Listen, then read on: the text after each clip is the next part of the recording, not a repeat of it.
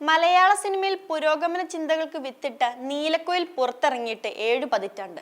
എല്ലാ മേഖലകളിലും മാറ്റത്തിന് തുടക്കമിട്ട നീലക്കുയിൽ 70-ാം വർഷത്തിൽ നാടകമായി അരങ്ങിലെത്തുന്നു. അതുവരെ മലയാളം കണ്ടുവന്ന കാമുകന്മാരെ പോലെ ശ്രീധരൻ അവളെ മാൻ എന്നും വിളിച്ചില്ല, മയിൽ എന്നും വിളിച്ചില്ല. പകരം ഉള്ളു തുറന്ന് കള്ളിപ്പെണ്ണ എന്ന് വിളിച്ചു. ജാതിയുടെ വരമ്പുകൾ മുറിച്ച് ശ്രീധരനും നീലിയും പ്രണയിച്ചു.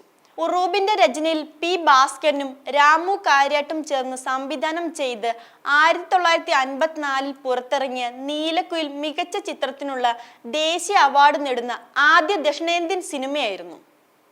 CV പ്രേംകുമാറാണ് നാടകത്തിന്റെ സംവിധാനം. സത്യനും മിസ് കുമാരിയുമായിരുന്നു സിനിമയിൽ പ്രധാന വേഷങ്ങളിലെത്തിയത്.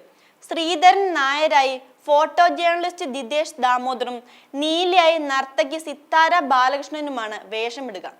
K. രാഘവൻ എന്ന രാഘവൻ മാഷിന്റെ സംഗീത സംവിധായകനായുള്ള ആദ്യ ചിത്രവുമായിരുന്നു ഇത്.